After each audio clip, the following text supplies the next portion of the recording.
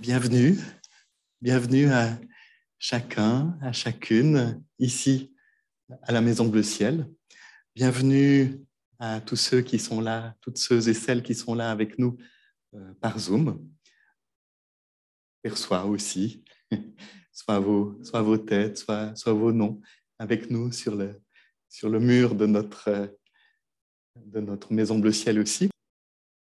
Il y a en chacun, en chacune de nous un désir sans fin de celui qu'on nomme l'Éternel et de se laisser habiter par sa présence. Vous l'avez vu aussi grâce à la décoration préparée par Andrienne, c'est l'automne. Les arbres perdent leurs feuilles, se préparent à un temps de pause. On a l'impression que toute la nature se prépare à entrer dans cette saison de l'hiver. Et c'est aussi ce temps que nos ancêtres, il y a bien longtemps de cela, ont choisi pour commémorer le souvenir des morts ou bien pour conjurer la peur de la mort de manière plus ou moins intérieure ou extérieure, de manière plus ou moins solennelle ou festive.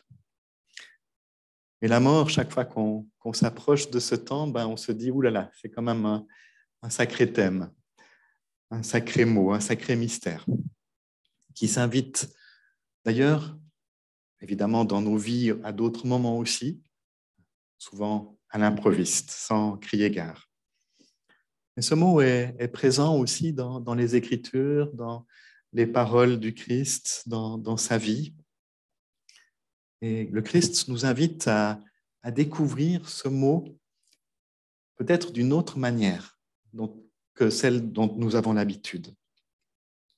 Il nous bouscule un peu, même beaucoup, dans nos schémas, dans nos croyances.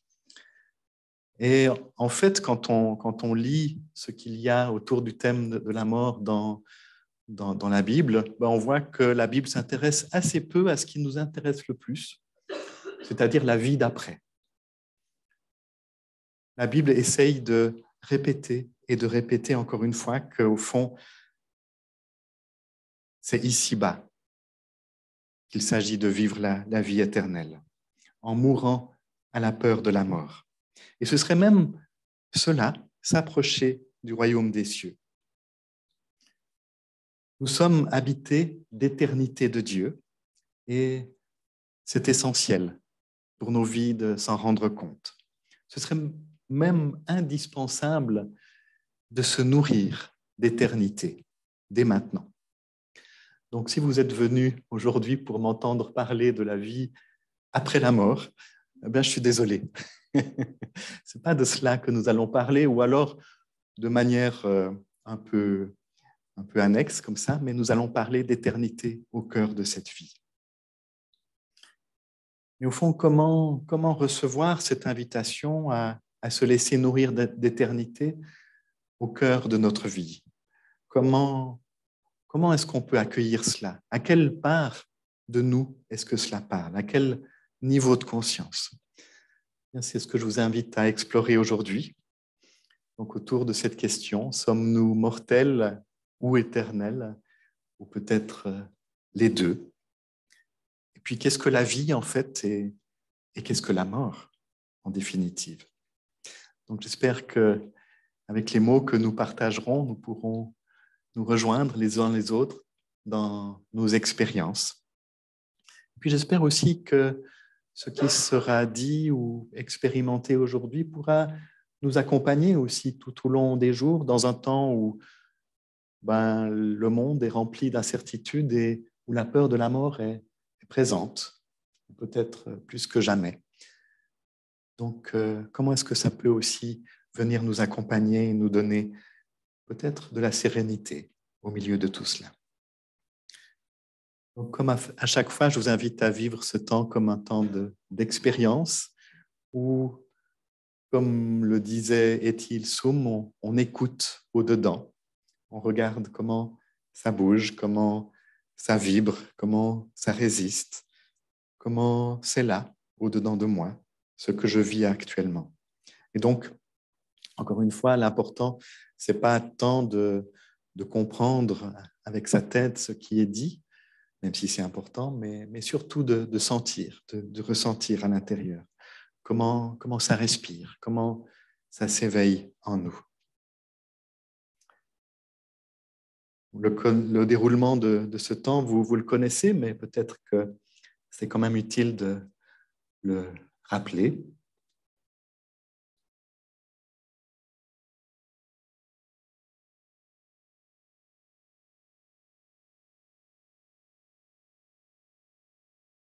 Voilà, donc après ce temps d'introduction, on va chanter. Puis il y aura un long temps de méditation, de silence aussi. Et puis ensuite, je vous ferai un apport sur ce thème, mortel ou éternel. Et puis, on aura un temps d'échange, comme chaque fois, un temps d'annonce, de chant et de bénédiction pour terminer. Voilà donc ce que je vous propose.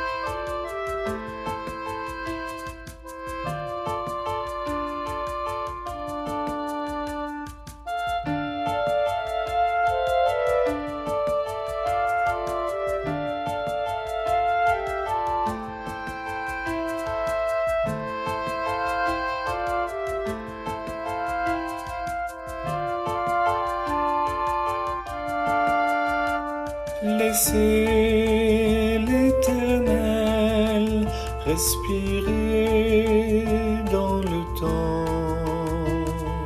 pour que le temps respire. Laissez l'Éternel respirer dans le temps, que le temps respire. Laissez l'Éternel respirer dans les temps, que le temps respire. Laissez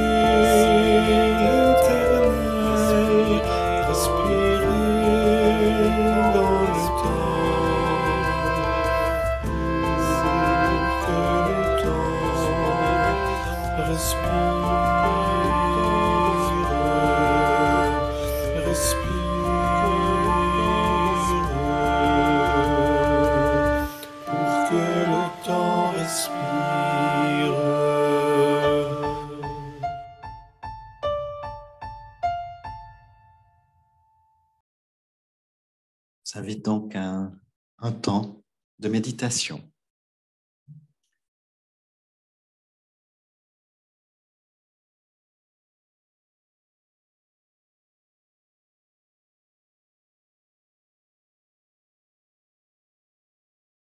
Pour prendre conscience que je suis là, que nous sommes là, dans cette pièce ou peut-être chez nous, là où nous sommes.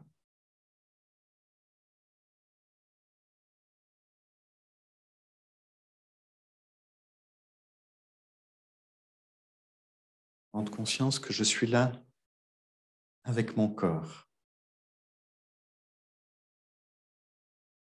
Ce corps est matière.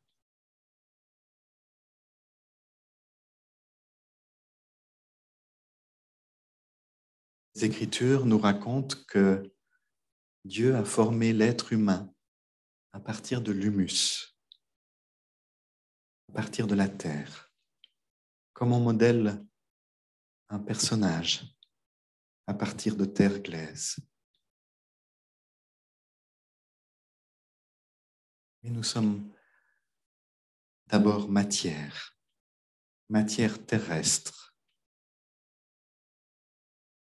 matière compacte.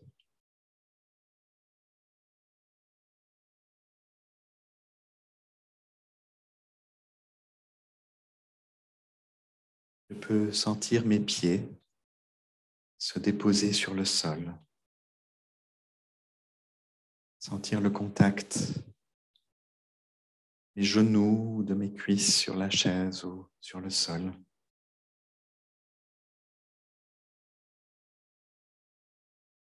Laisser son bassin se déposer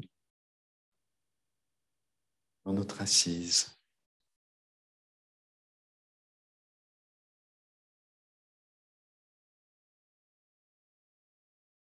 Nous sommes portés. Notre corps est porté par le sol.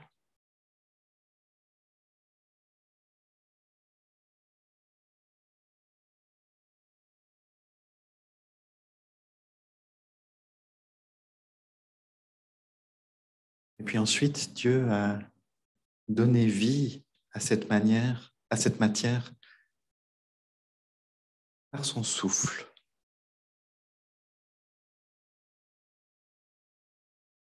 Ce corps, cette matière, s'est découverte traversée par un souffle venu d'ailleurs.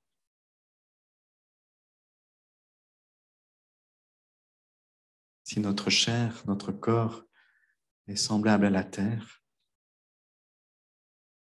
notre respiration est d'origine divine.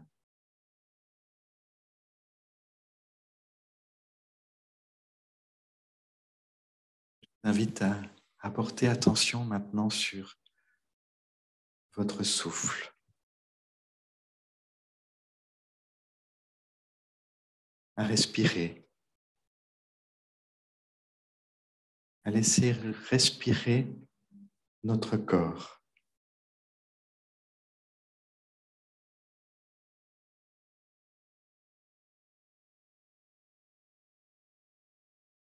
Quelle est la qualité de ma respiration? Je l'observe juste sans rien changer.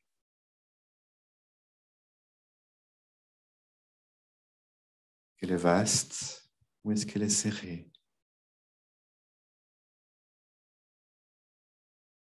Elle est profonde ou courte? Libre ou entravée?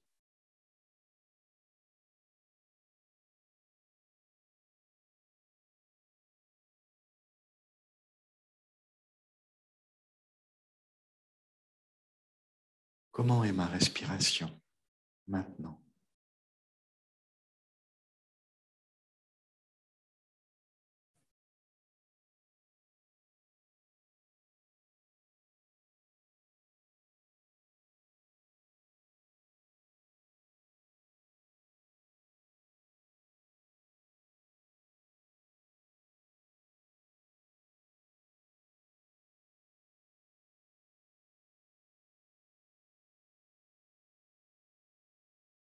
Je laisse ce souffle me traverser.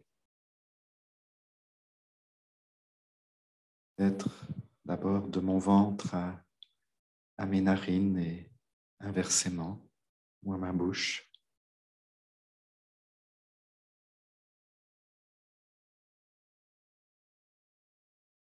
Peut-être que je peux sentir aussi que c'est tout mon corps qui respire, de la tête aux pieds, pied à la tête.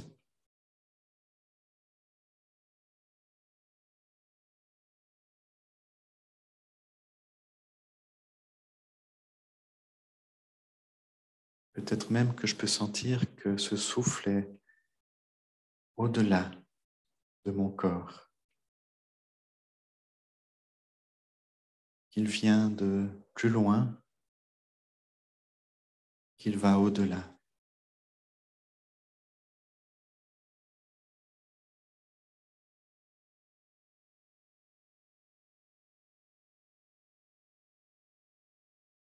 Comme une invitation à élargir mon être.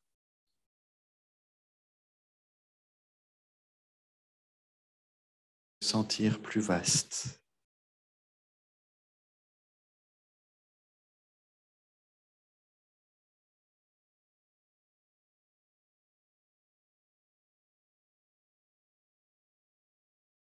Peut-être aussi que je me sens plus léger.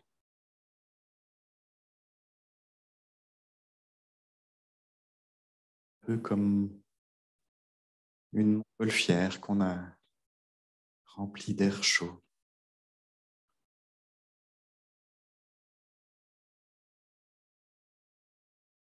Monte dans le ciel.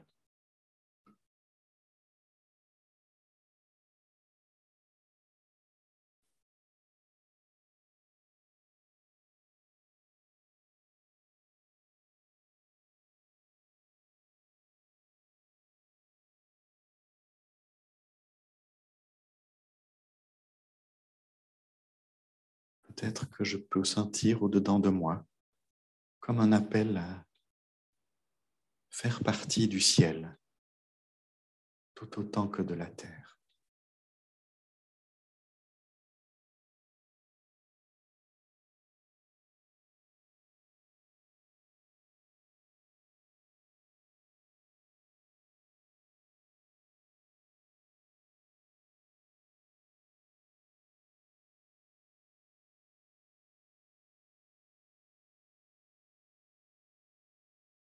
Tout en continuant à rester attentif à ma respiration.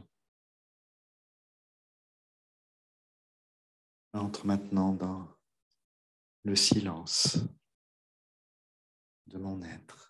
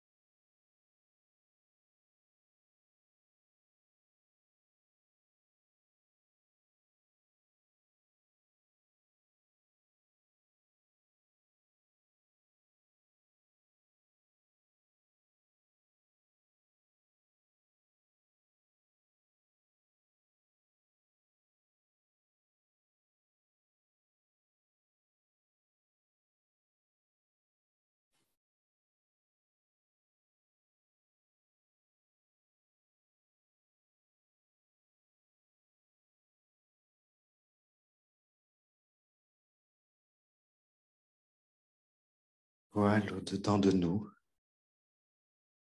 au-delà de tout. Tu nous invites à laisser notre temps inspirer ton éternité. Tu ouvres nos existences limitées dans le temps et l'espace, l'expérience de l'infini et de l'éternel.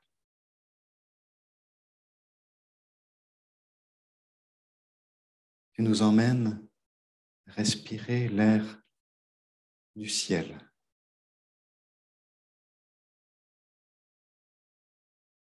De l'au-dedans de nous, tu nous emmènes au-delà de tout.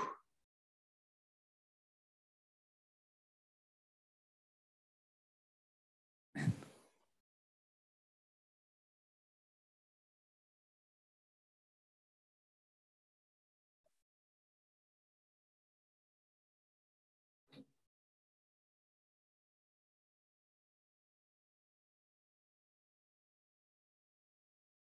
Qu'est-ce que la vie? Qu'est-ce que la mort? Qu'est-ce que la vie éternelle? Je me suis souvent demandé comment ça se faisait que la plupart d'entre nous, nous repoussions la vie éternelle toujours pour l'au-delà.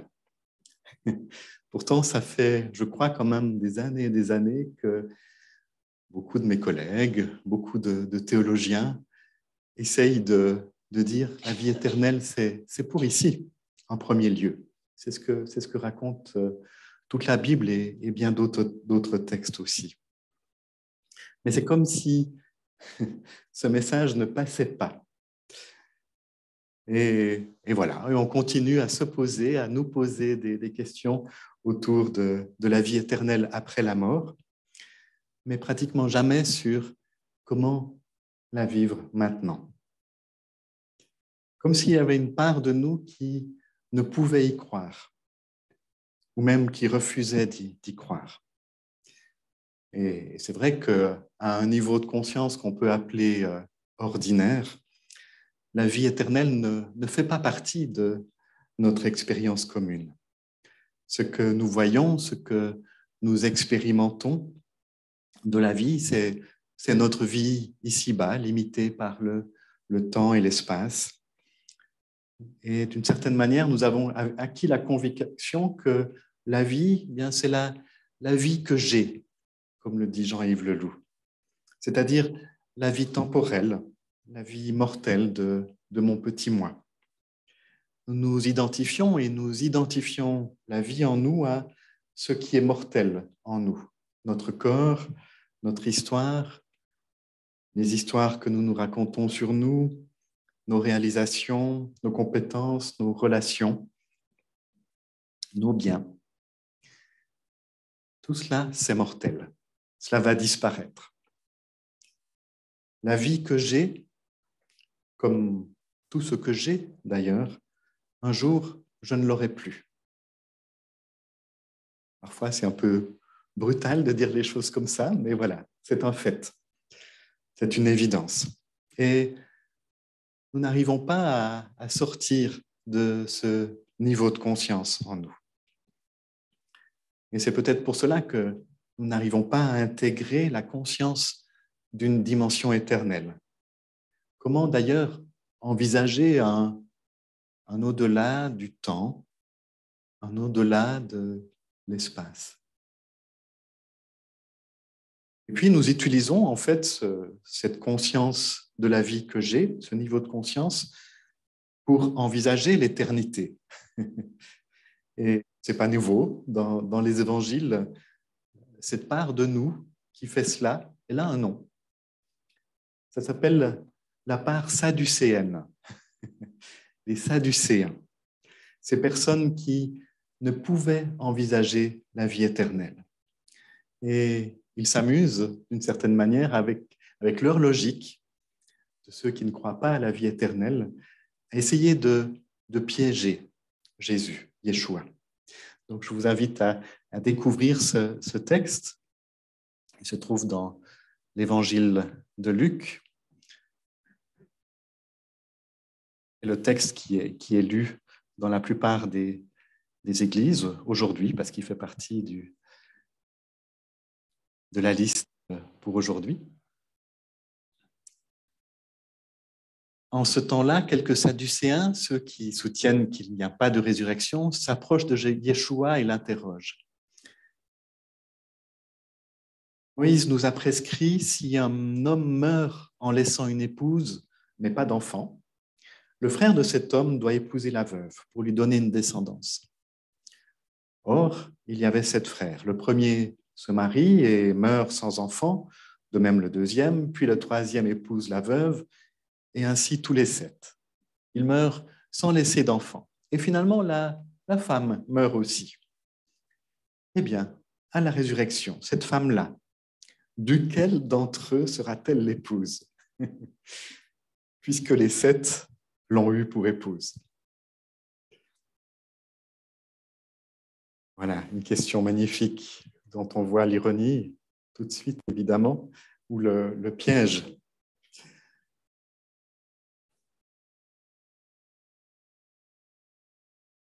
Si nous considérons que l'éternité fait partie de notre vie, ça veut dire que nous ne sommes pas seulement du temps.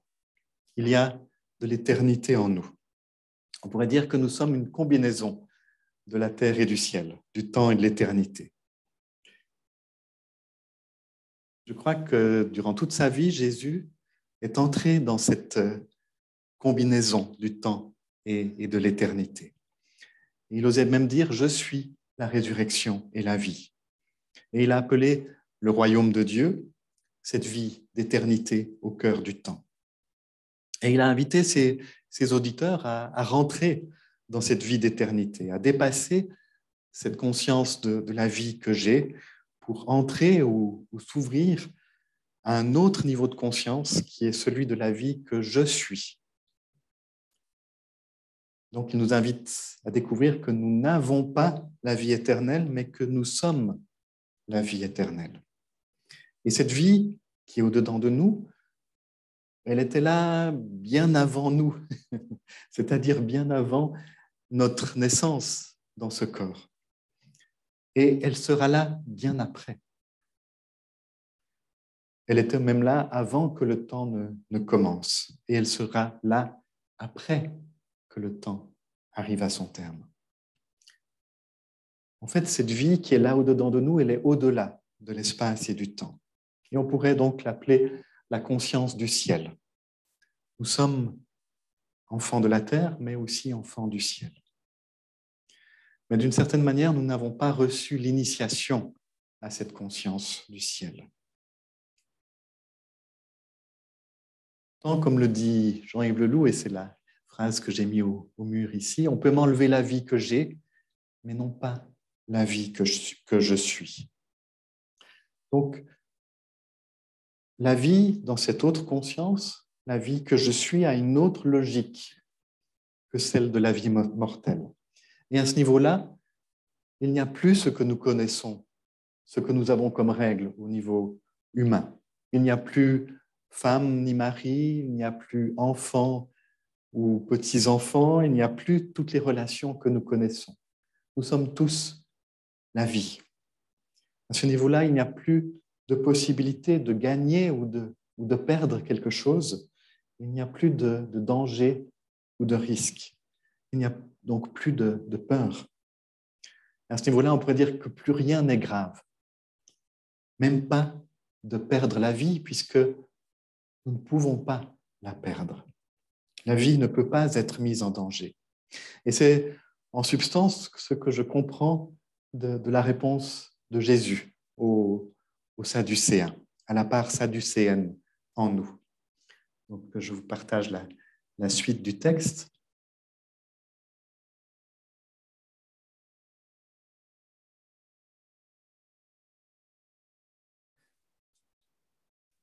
Alors Yeshua leur répond, « Les enfants de ce monde prennent femme et mari. Mais ceux qui se conduisent pour avoir part au monde à venir et à la résurrection d'entre les morts ne prennent ni femme ni mari. Semblables aux anges, ils ne peuvent plus mourir une nouvelle fois. Ils sont enfants de Dieu et enfants de la résurrection. Que les morts ressuscitent, Moïse lui-même le fait comprendre dans le récit du buisson ardent quand il appelle le Seigneur, le Dieu d'Abraham, Dieu d'Isaac, Dieu de Jacob. Il n'est pas le Dieu des morts, celui des vivants. Tous, en effet, tous sont vivants sous son regard. Voilà, avec ces mots à lui, on sent cette invitation de Jésus d'entrer sur un autre plan de conscience qui balaye au fond tout ce que nous connaissons de la vie terrestre et qui expérimente quelque chose de la vastitude de la vie. Tout est changé dans nos perceptions. Tout ce qui est matériel, humain, devient relatif.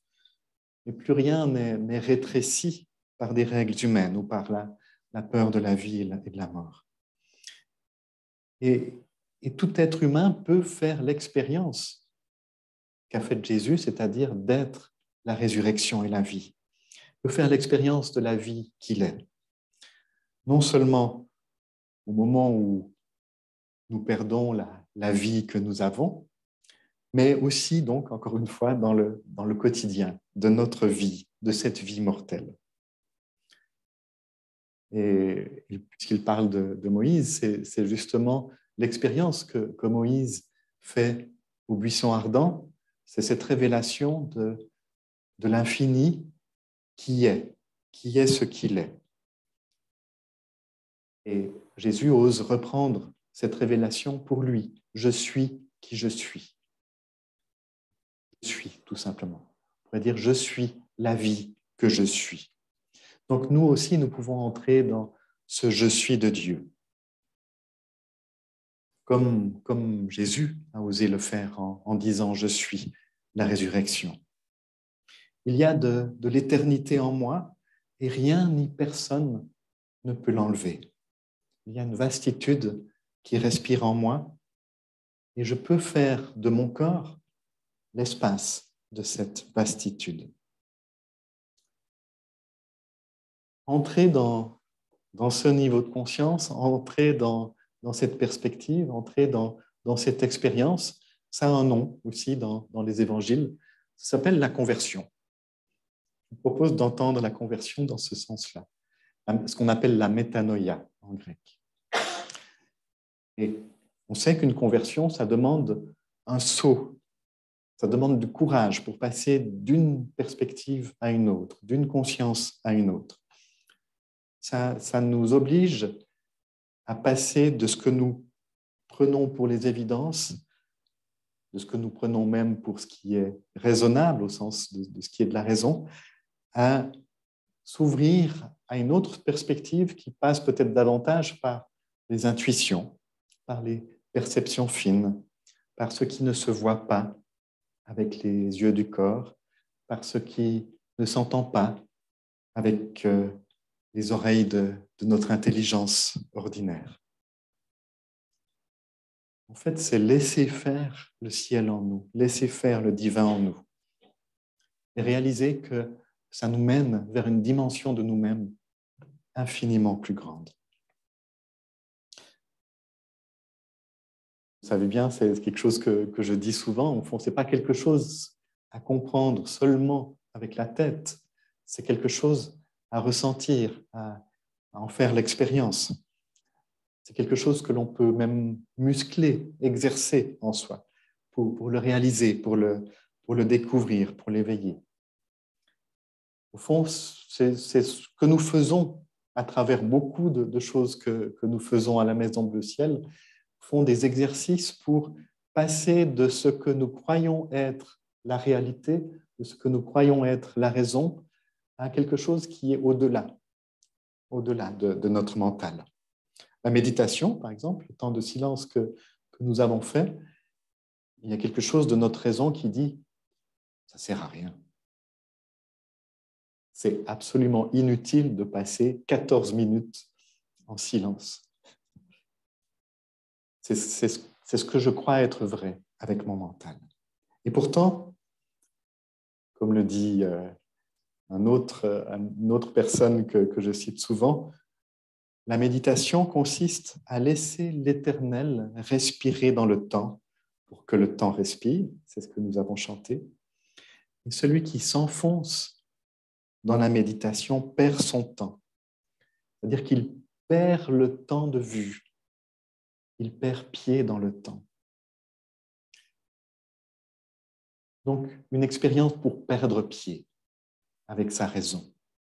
On pourrait dire que le jeûne que nous expérimentons parfois aussi, c'est aussi quelque chose de la même logique. C'est-à-dire expérimenter que ce que je crois être vrai, c'est-à-dire le fait que je dois manger pour vivre, peut être dépassé. Je peux aller au-delà. Je peux découvrir que la vie est au-delà de ce que je mange. On pourrait multiplier les exemples. On pourrait parler simplement du silence ou même de la solitude, au sens d'une solitude qui est choisie, qui est expérimentée comme lieu de je peux vivre au-delà de mes relations, au-delà de mon besoin d'affection, de ce que je crois avoir besoin, comme lien, comme parole. Ensuite, il y a d'autres expériences que nous ne choisissons pas et qui nous sont données, enfin, que nous subissons plutôt, mais par lesquelles nous pouvons aussi expérimenter quelque chose de cet au-delà de la vie que j'ai. Des maladies, il y a des crises comme ça qui nous amènent là. Parfois même des expériences très proches de la mort, où tout à coup on se rend compte, oui, il y a un au-delà de moi. Et on pourrait dire qu'au fond, le point commun de toutes ces expériences, c'est entrer dans tout ce qui ne me semble pas raisonnable avec mon mental, tout ce qui me permet de perdre pied. C'est étonnant, hein? Mais ces expériences donnent de passer, je crois, d'un niveau de conscience à un autre, d'une matrice à une autre, d'une logique à une autre. Alors parfois, ça peut être douloureux, parce que passer de quelque chose qu'on connaît à quelque chose qu'on ne connaît pas et en plus qu'on n'arrive pas à expliquer avec sa raison, d'abord ça demande du courage et puis si on le fait vraiment, ça veut dire qu'on perd pied aussi, comme je le disais avant, dans ce qu'on connaît. Et on peut rencontrer la peur d'aller vers un inconnu. Et c'est peut-être aussi pour ça que nous essayons d'échapper en repoussant la vie éternelle à l'après-mort. La vivre ici, l'expérimenter ici, ça peut faire très peur. Ça peut passer par une mort de ce à quoi je crois, de toutes les idées, les conceptions que j'ai construites durant ma vie pour me rassurer, pour construire un mode de pensée. Ça peut passer par une destruction de l'univers que je me suis fabriqué pour survivre dans ce monde. C'est comme une mort à mes idées sur la vie, sur la mort, même une mort à ma peur de la mort qui peut-être m'est tellement constitutive. Il y a quelques jours, quelques temps, nous avons invité frère John Martin et lui, il parle au fond, pour parler de ce processus, d'un processus de mort et de renaissance, évidemment en s'appuyant sur ce que disait Jésus déjà. Au fond, ça fait partie d'un processus de mort et de renaissance. Il faut sortir de l'utérus du temps pour entrer dans l'identité éternelle et se découvrir fils et fille de Dieu.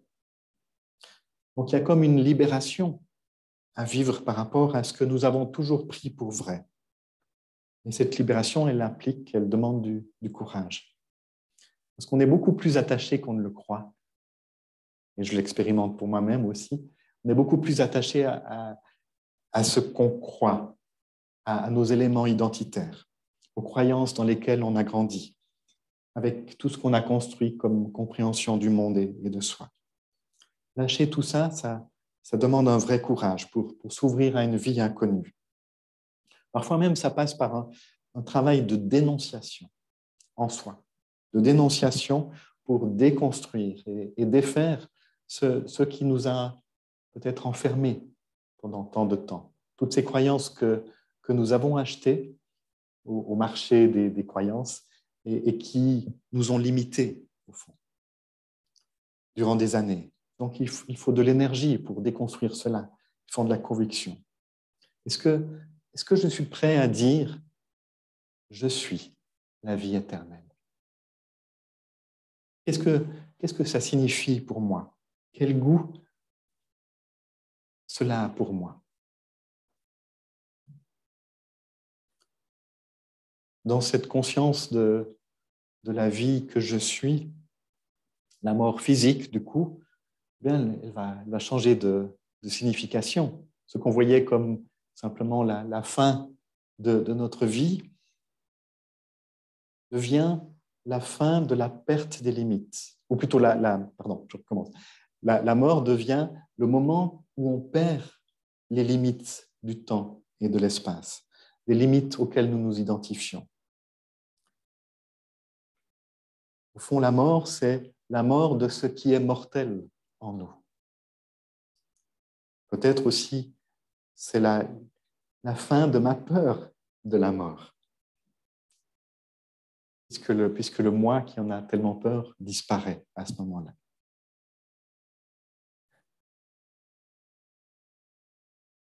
En fait, nous sommes nés pour mourir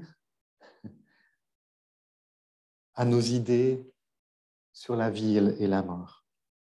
Nous sommes nés pour perdre ce que nous prétendons être la vie et la mort.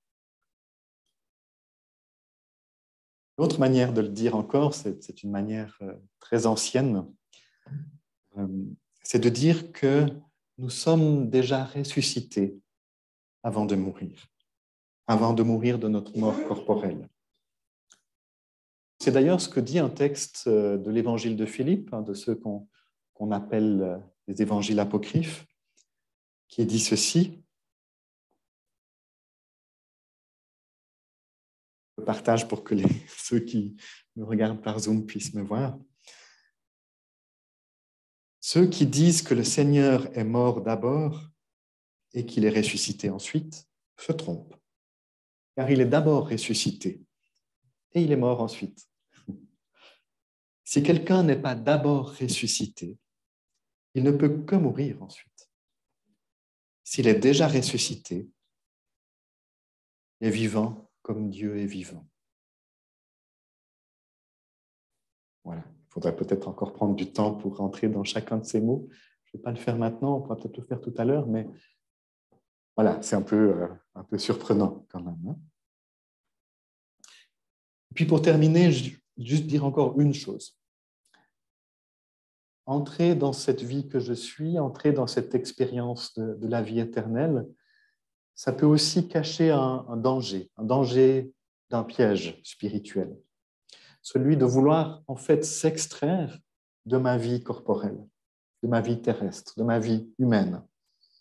Et dire finalement, maintenant je suis libéré de tout ça et de toutes les contingences matérielles et humaines. Mais je vous disais au début, au fond, nous sommes une combinaison de terre et de ciel, d'humain et de divin. Et cela aussi, il faut s'en rappeler. La spiritualité n'est pour moi jamais une manière d'échapper à notre incarnation, à notre chair. Même qu'elle n'est rien si elle n'est pas aussi radicalement amoureuse de notre vie humaine. Donc notre existence, ce n'est pas seulement un passage un peu plus ou moins rapide où il faut simplement attendre que ça se finisse pour que je puisse vraiment goûter à la vie éternelle. Mais c'est dans ma chair, dans mon incarnation que se déploie le royaume éternel. C'est là que se trouve la porte d'entrée vers mes profondeurs éternelles.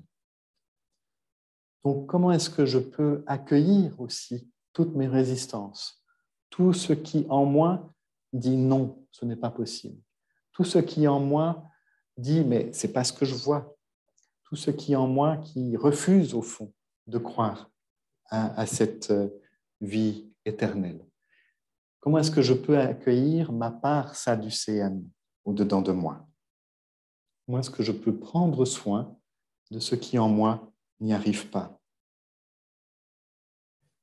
On le voit, Jésus, autant il dénonce, comme dans ce texte-là, notre part sadducéenne, autant, à bien plus de moments, il prend soin. Il prend soin des humains autour de lui. Il prend soin des lépreux. Il prend soin de cette femme qui perd du sang. Il prend soin de la cécité de l'aveugle. Il prend soin même de la fièvre de la belle-mère de Pierre. Moi, j'y vois une invitation constante à prendre soin de sa propre humanité. Parce que c'est à travers elle que nous goûtons à la vie que nous avons, mais aussi au-dedans d'elle que nous goûtons à la vie que je suis. Donc, comment est-ce que je peux honorer en moi mes peines, mes difficultés, de passer au fond d'une matrice à l'autre? Comment est-ce que je peux honorer mes difficultés à entrer dans ce que propose le Christ? Parce qu'on pourrait nier tout cela, on pourrait refouler tout cela, toute cette part humaine. Mais on sait à quel point c'est pas bon de refouler, de nier, au fond.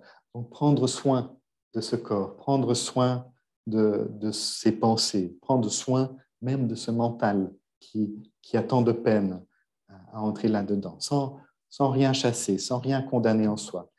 Mais au contraire, en faisant un travail de réconciliation en soi, entre le temps et l'éternité, entre la terre et le ciel, entre l'humain et le divin.